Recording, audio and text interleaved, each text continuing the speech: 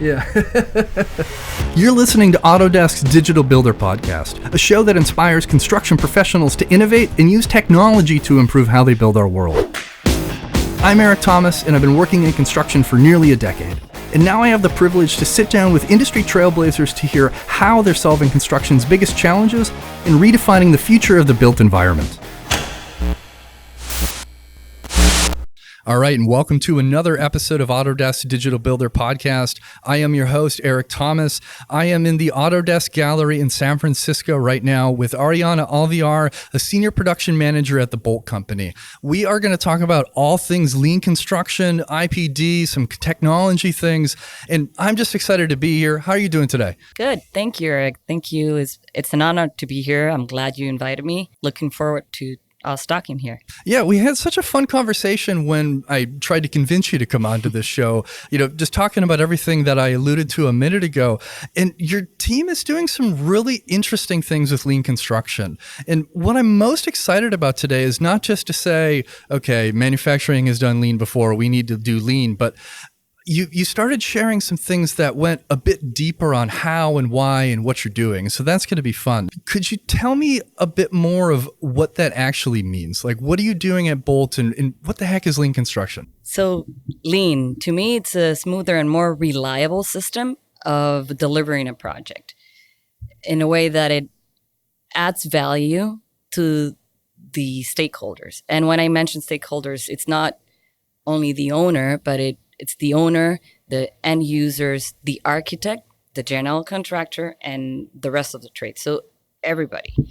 And at Boldt, I am, like you mentioned, a senior production manager, and I'm implementing a production system across the company.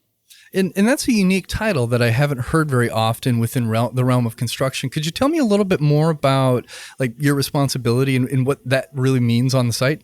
The way I would put it is, I am kind of a mediator, or the connection, the link between what happens in the field and what happens at the office. It's all about communications, and sometimes there is a big gap there. And I'm helping translate that message of, hey, how are we going to build this project, and communicate that across the entire team. And I appreciate you mentioning communication. And I think anybody who's worked in construction understands that I'd say adversarial is not the right word for it, but there's sometimes a gap between the field and the office and some tension. And so having somebody who's very focused on bridging that gap and empowering everybody seems like it has a tremendous value for, the project you're touching in your overall organization. But spinning back to lean again for a moment, I think there's a lot of myths and misconceptions about what the heck that actually means within the realm of construction. Are there any myths right now that you just love to do away with, or things you hear regularly where you go, no, that's actually not true, please stop saying that? There are many, right? But I would focus on one is people think that it's too much work and therefore it costs more money. And yes, it is a lot of work, but it's a lot of work up front that makes the rest of the process a lot easier and more predictable.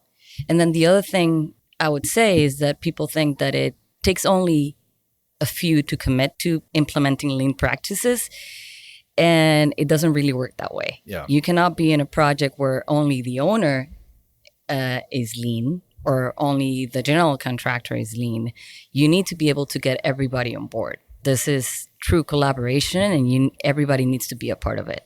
And everything about communication barriers a minute ago really makes a bunch of sense.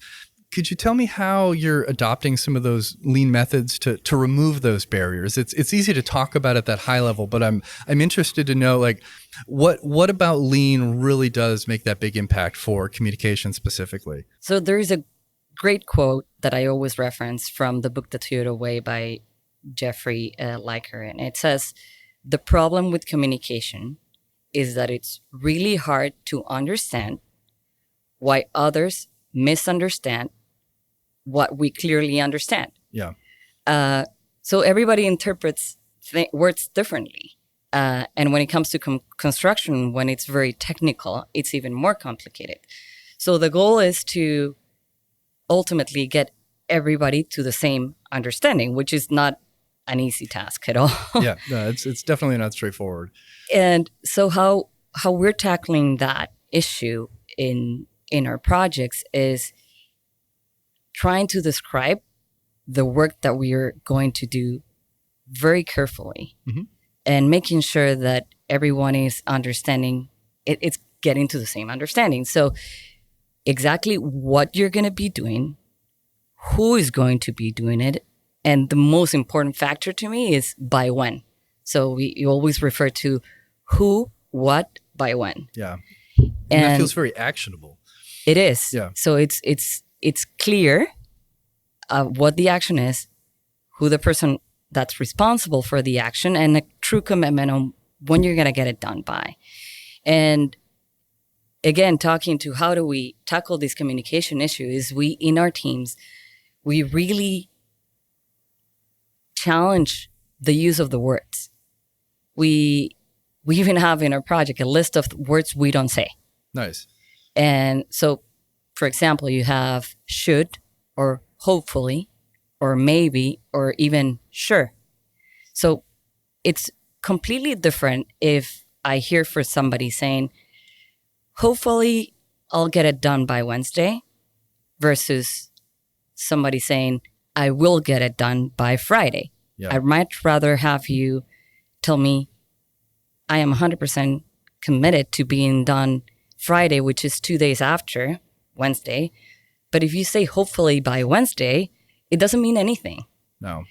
Because you can plan against that Friday too. Now Exactly. you're not saying, okay, now I've passed that expectation upward, and then Wednesday shows up and everybody goes, what the heck? And you go, well, I said hopefully. And then you're like, oh, geez, okay. Yeah, and this Friday. came up, and you don't know if you didn't meet that commitment on Wednesday, you don't know if it's going to be the next day or a week after, right? Yeah.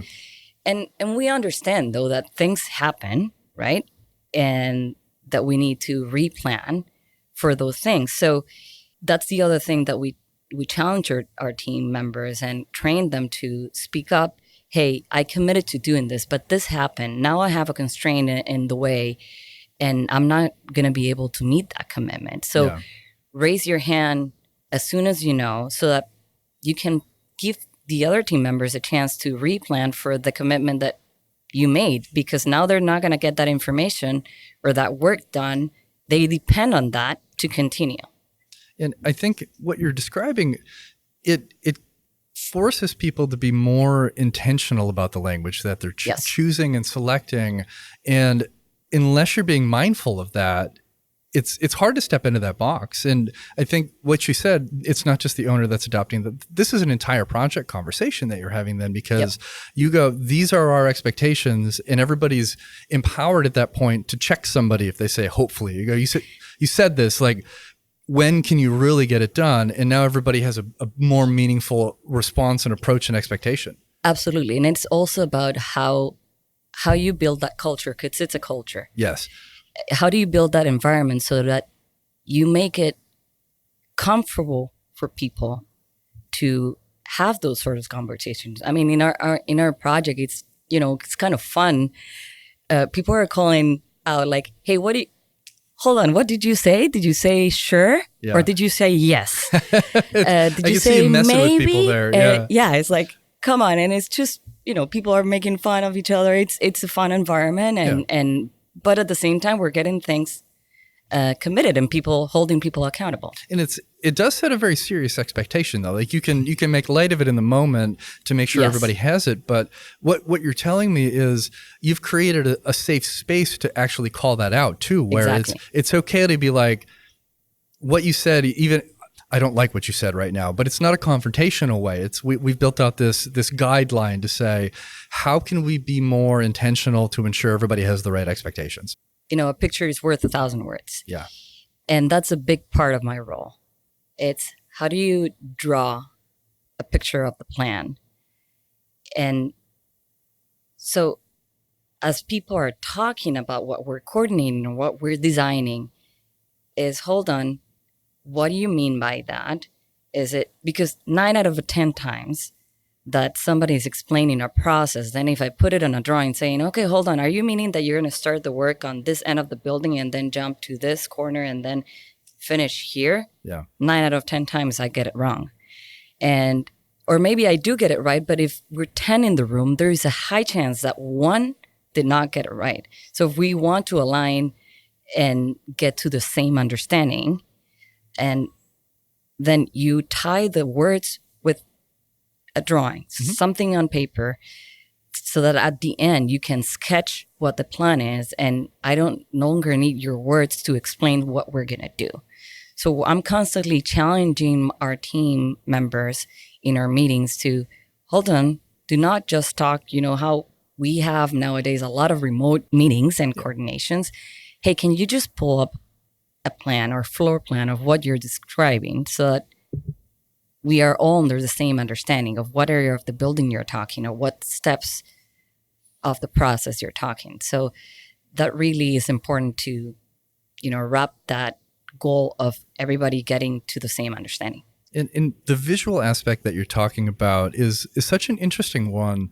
And it makes sense. I mean, especially in the realm of construction, because we have plans, we have, BIM models, we have all these things that you can visually represent and help everybody have a more aligned expectation and understanding.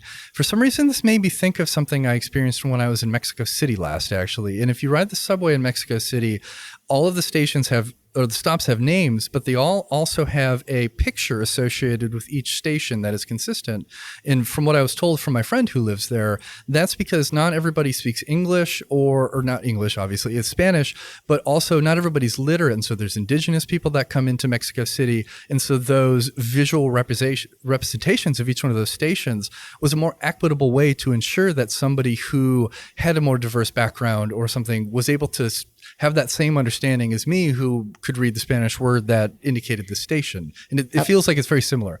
Absolutely. It's so, again, big part of my role is drawing that picture of the plan of how we're going to build this project. So what we do is I take the master schedule, which is a very high level schedule. We're used to, if you've been in the industry, you can read a Gantt chart type of schedule, right? We take this to another level because a Gantt chart view doesn't necessarily tell you how you're going to move across the building. What are the handoffs across the different phases? So we start with that high level, then we break it into construction phases, and then we draw this pretty visual. Again, it's hard to explain it just with words. I wish I had a picture here. But we run pull plans of those specific phases of construction, and then we understand what that construction phase needs to start, and then what's going to be the end product for the next phase to begin. And then on top of that, we add maps of each of the phases. So say we're talking about foundation, I'm going to break it into 2 zones. Or if I'm doing interior build out, then I'm going to break it into 4 zones because and we apply a lot of TAC planning for specific areas of the building. And then we put all these up on a wall.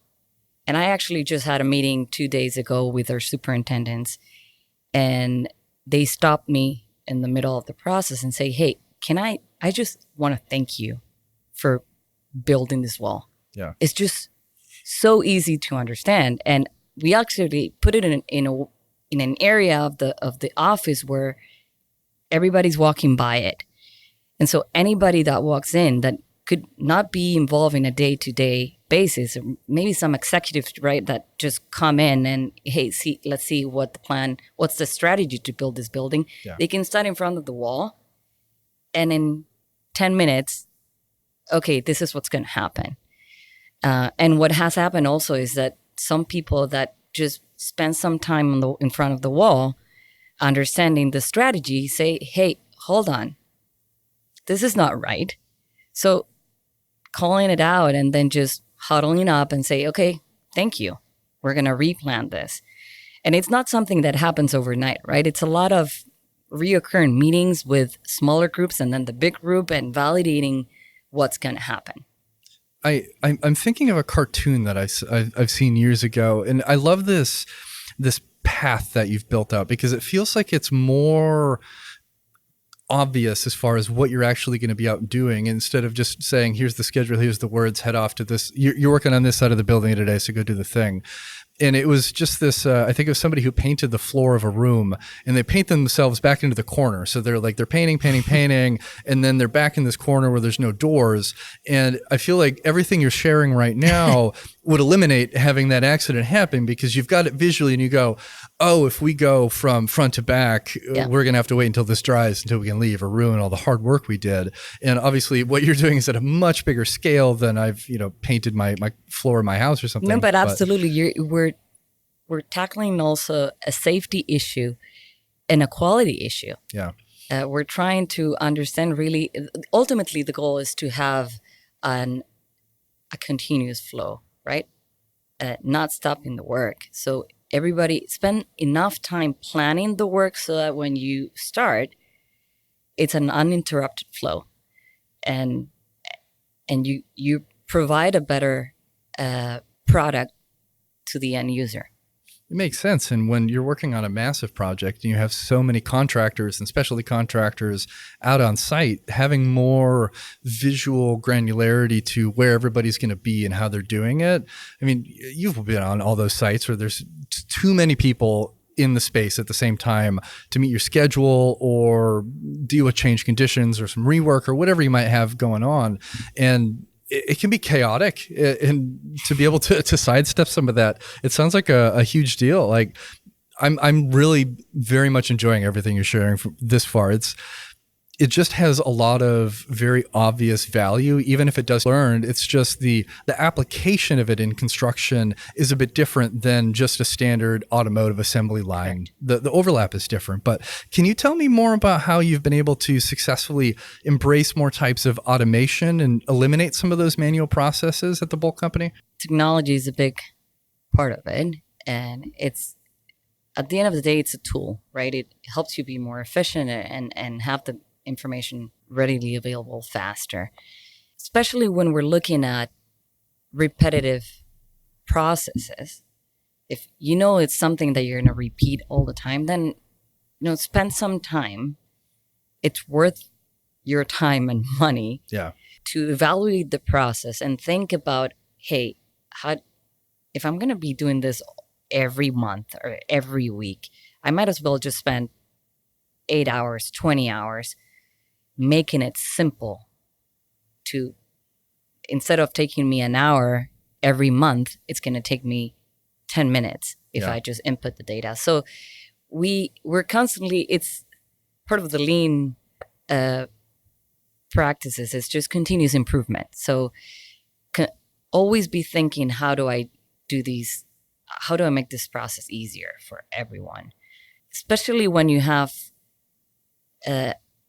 instances where you need to grab information from different sources, and it takes you a lot of time to ultimately get to the information that you need. Yeah. That's where we have implemented trying to automate those processes using other tools that are able to connect those resources to create some faster outcome, or just spending, even if it's in like an Excel spreadsheet that you always need to input things and ultimately need to create a report or a dashboard, then spend some time trying to automate those processes to make it easier for everyone. Yeah, there's obvious value there, but I think 2 points kind of come up for me. One is it comes back to your culture conversation, or part of our conversation earlier. If your organization doesn't have a culture where you're empowered to spend that 8 hours to do that thing, you're still going to get stuck in that I'm doing this for 2 hours every 2 weeks anyway, because somebody goes, oh, we don't have time for that. You have to get out on site. And so I think it's a bigger picture in just helping people understand and validate that there's reason to do these things. Absolutely. And I think that's, I am lucky to be working for the Boldt Company because they truly encourage that, because they see the value. Yeah. So if I encourage people to demonstrate the value that it brings, and that's how they've let me implement some of the things. I spend the time in doing them and say, then you're going to get this fast. A good example is in my current project, You know the issues with the supply chains that the industry is going through. Yeah. Big challenges And right now. and we usually have, procurement logs, and then we have our schedule, and we have that information usually has to be updated here and then updated here. And the schedule has a bunch of information. It's too much, right? And sometimes you need to focus on a specific issue or a specific part of the of that schedule. And so the current scheduling software we have all these procurement items plugged in there. What we did is we sat down with our trade partner and said, okay, give me a list of all your long lead items, because we need to make sure that we release this procurement as soon as possible, because we don't know what could happen. And so what we've built a report with another tool that extracts the information from the schedule for those specific items. And then we create a dashboard that tells everybody, all the companies are listed, how many long lead items they have, and if they're on track, or if they're late, or if there's a risk with it. So we have an interactive dashboard where you can click on specific items or companies and see, okay, what do we need to focus on, right? It's too much information, and the idea is that you put aside the ones that are on track and good, and what are the areas of concern, so that we can, swarm on the issue and see, hey, do we need to release this at risk? Because it's a smaller risk than just waiting to when it's 100% ready and we have all the design, 100% Oh, for sure. done.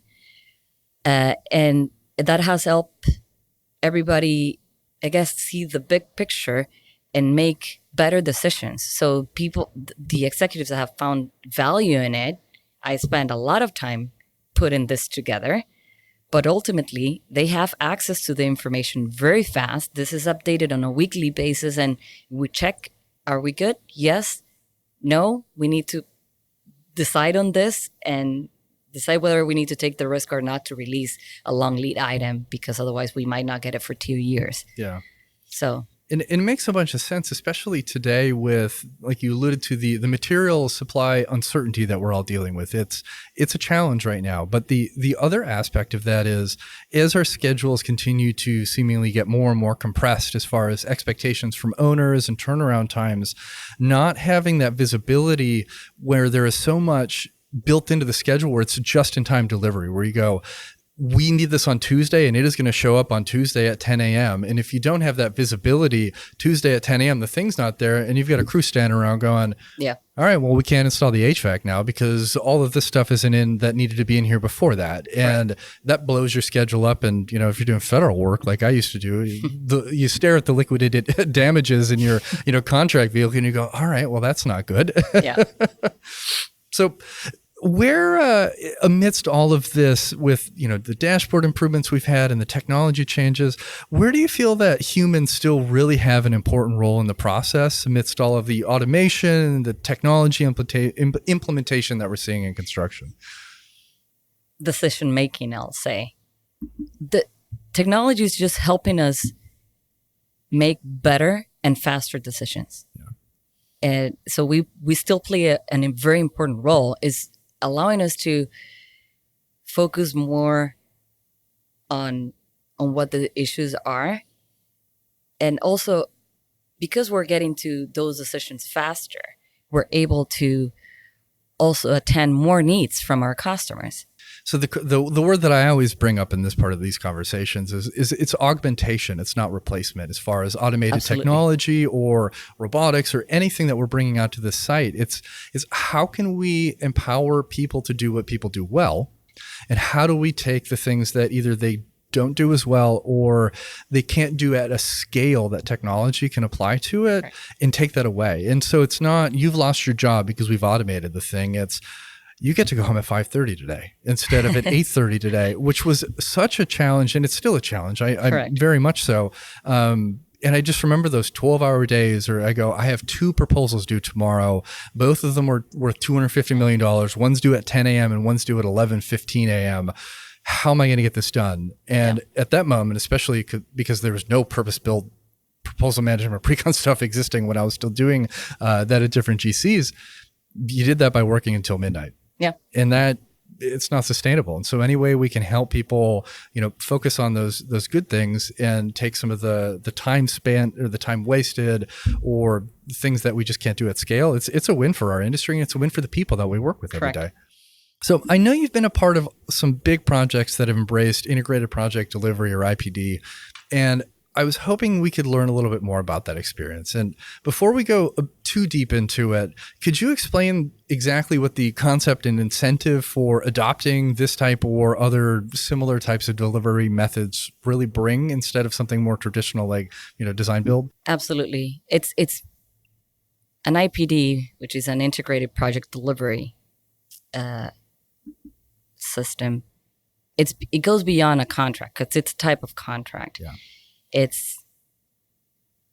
I'll say it's a culture that you get invited to. It's sharing the risks and opportunities. It's really collaboration because it's saying, hey, we're all in this together. We're thinking as a whole. We're thinking, it's inviting everybody to be thinking what's better for the project instead of only focus on your scope of work. The minute that you share those risks and those responsibilities, you're committing to solving them better, faster, and also speaking up when those issues arrive, as soon as they arrive, because that's the key component in this delivery method. Yeah. We're all in this together. So if you notice, hey, even if it's something you messed up, hey, we messed up, we didn't take into account this cost, we overlooked this, you need to just speak up. And as a team, we will figure out, hey, how are we going to compensate for that? And how are we going to solve this? And so it's true collaboration. It's a really transparent environment.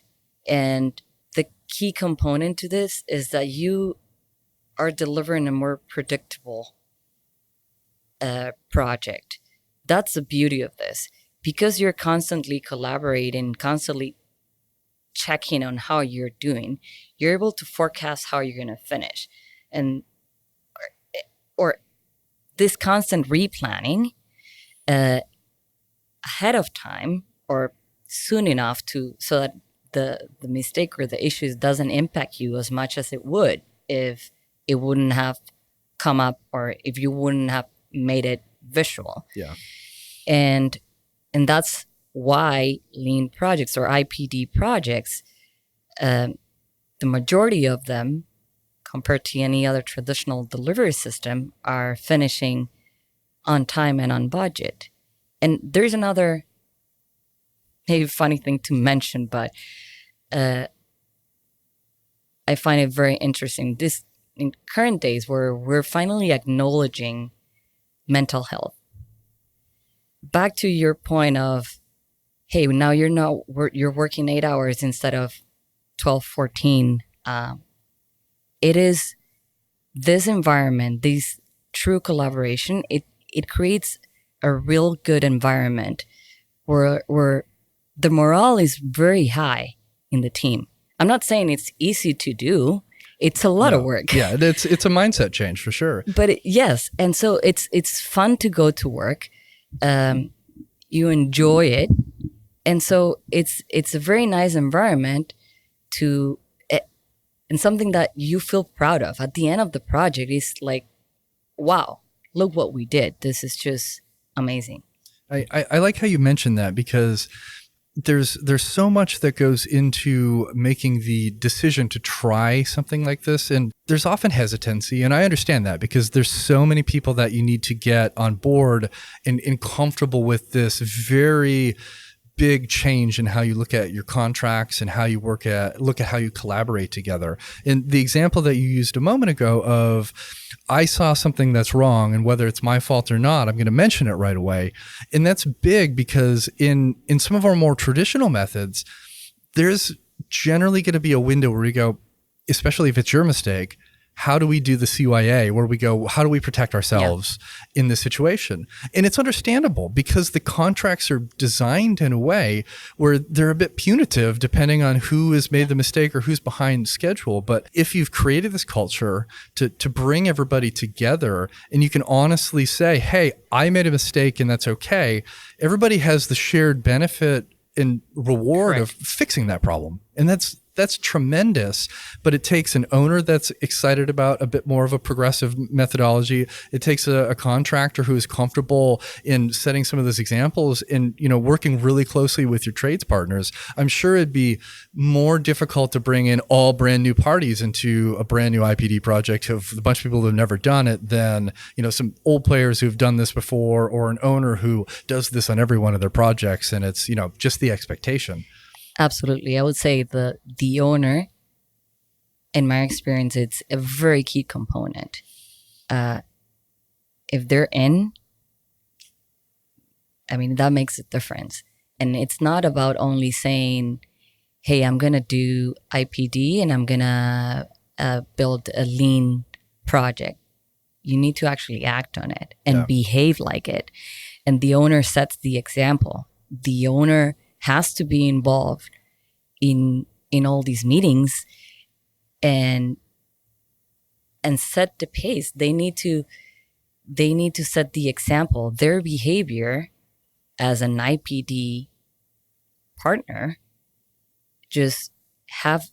they make everybody else follow through, and they're the biggest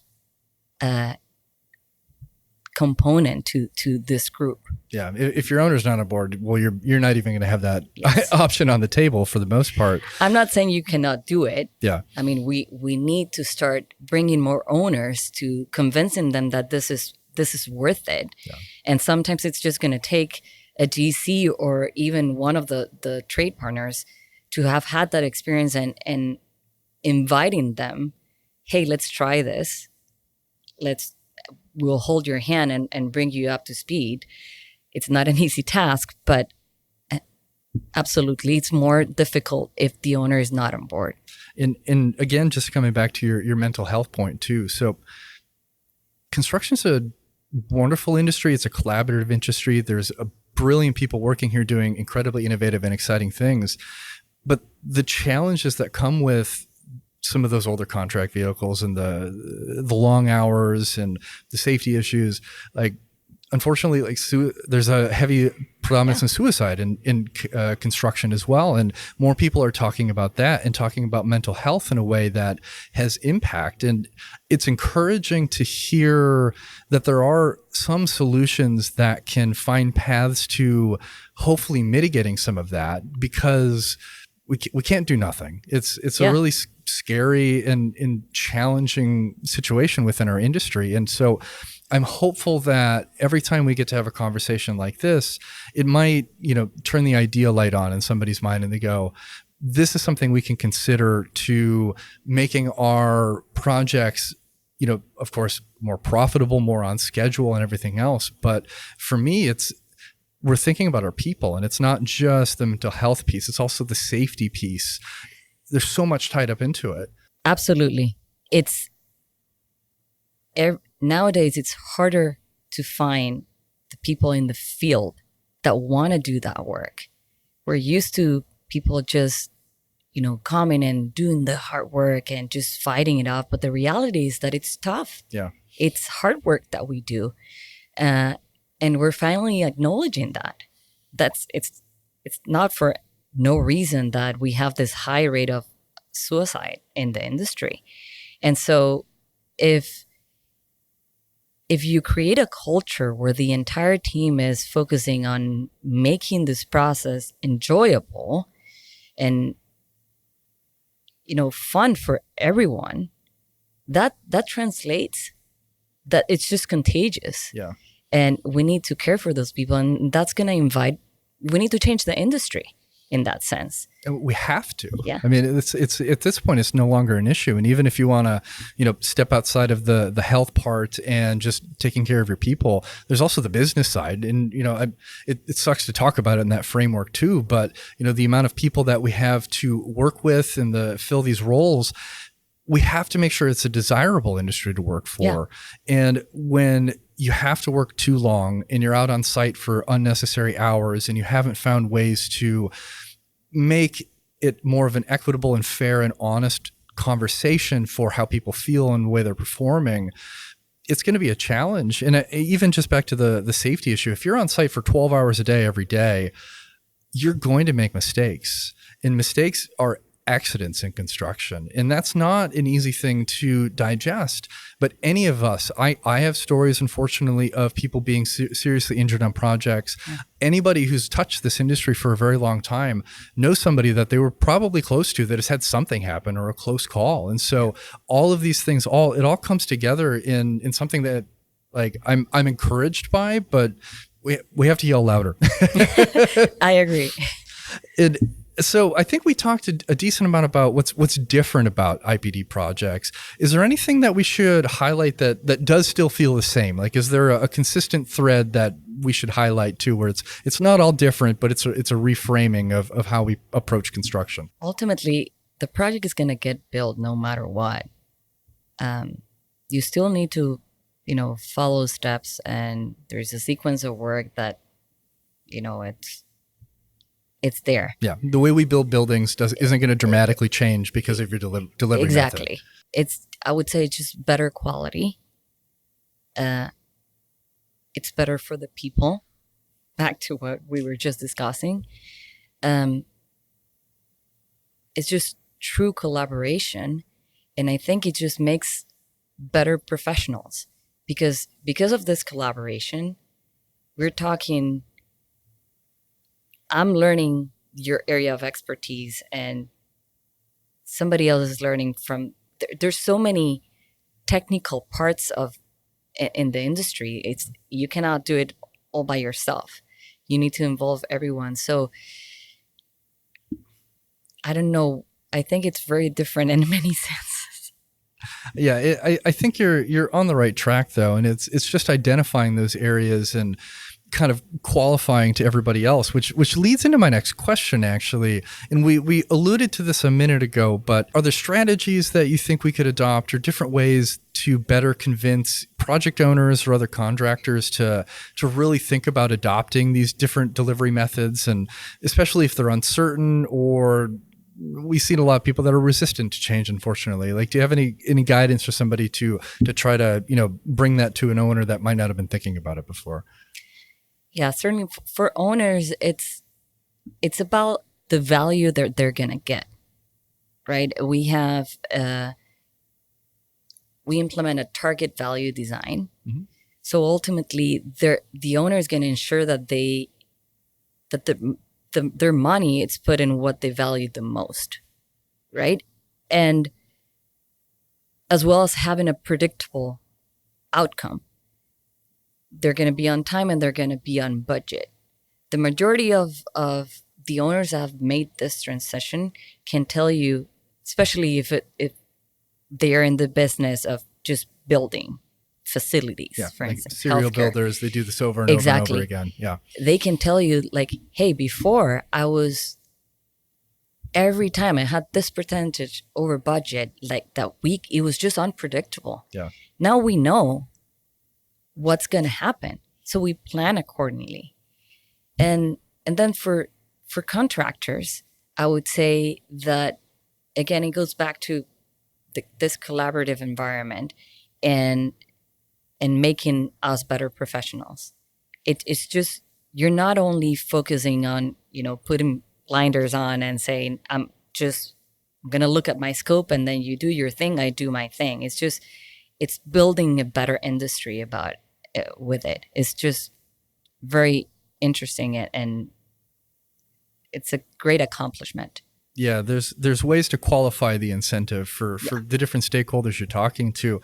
And I chuckle a little bit because we've heard over and over again, no construction project is the same. And of course, to a degree that is true. There's different circumstances. You're building in a different spot. The weather might change. There's a lot of unpredictability tied to whatever you're trying to do. But from what you've been alluding to and what you've been sharing here is adopting things like IPD and lean methodology allows you to bring more of that predictability back into your projects, especially the value. I don't think can be overstated, especially in the state of today with materials and labor shortages and like we're in the Bay Area right now. We've had crazy weather in the last few weeks.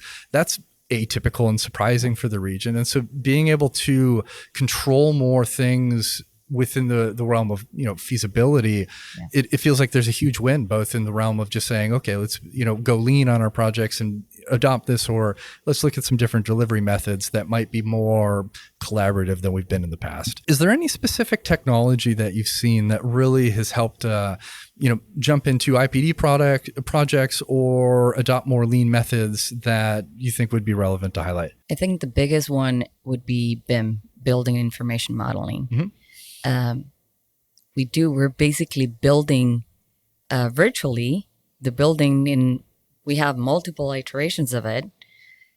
We make sure that we build it enough times so that when we go to the field, we're only executing that one time.